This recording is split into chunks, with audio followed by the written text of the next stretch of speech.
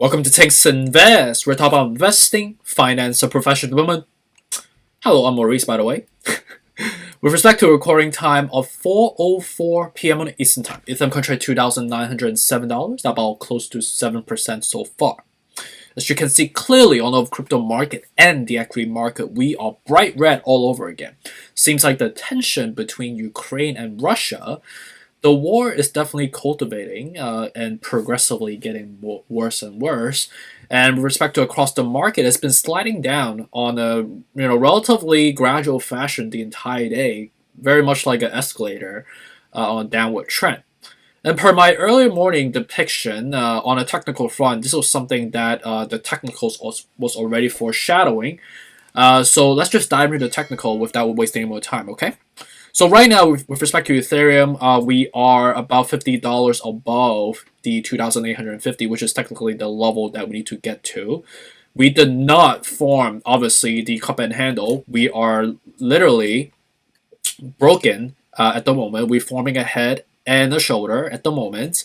So the propensity of actually going down further would be likely. I think breaking, like, consolidate around 2,850, which is technically a first dip. I think maybe getting down to the 2,620 as we deplete RSI, which is right now the 47 out of 70, would be logical as we slowly recuperate back. But if we get even more worse tension, and if, with respect to the weekend affectation gets a little bit more worse as well, knowing the fact that we technically have like a 4-day weekend, if you count tomorrow as a week off, knowing the fact that some people are taking off, including some of my partners that work at my firm, and I know some people on Wall Street are also taking time off as well because they want to capture that 4-day weekend. So we should technically see some sell-off whenever you see some sort of like a weekend or holiday affectation. So something to think about. I will plan on watching the RSI, and as we cross the MACD, I think the sell-off is definitely imminent based on the setup right now. Again, right, 2,621, next level 2,362. If we get worse, and even more severely, if the war really breaks out, 2,150, here we go. With respect to Bitcoin, is down about 6.78%. You can see a mega red candle right here. We are about to form a death cross. 47 out of 70 at the moment right now. If we break the 40,000, we're heading all the way to the 37 or 38 as a next level. Even ideally, if the war worsen, will be 34,500 from here.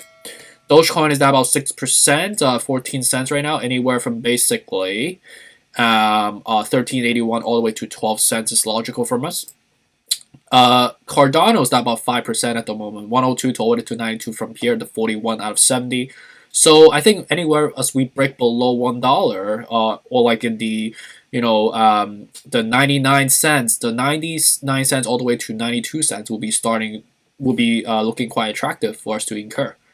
Solana is at 94 right now, down about 8%. As you know, I have 30 Solana at the moment, and I would be ideally to buy more as we go below 90 all the way to 80 with the 39 out of 70. So I do appreciate a dip from here. XRP is down about 9% as well. You can see that clearly we are forming, we did not form a cup and handle, and I think we broke the current level of the 78. So the next level we'll go back to will be 69. We break 69, 57, here we go. And I do like anywhere from 62 to 57 from here. Polkadot's down about 9, close to 8% right now, 8.26%. I like anywhere from basically current level all the way to 1587. Algorand's down about 8% as well, at the 90 cents right now. I like anywhere from current level as well, all the way to 79 cents from here. Shiba Inu is down about 7.5%. I like anywhere from basically low 2000s. 1,400 to 900 from here. MagTech is down about 9% as well, 143 to 120 from here. Right now the 45 70, so not there yet. I think we do have a large gap, right? 143 to 120 is still more logical. AVAX down about 8%.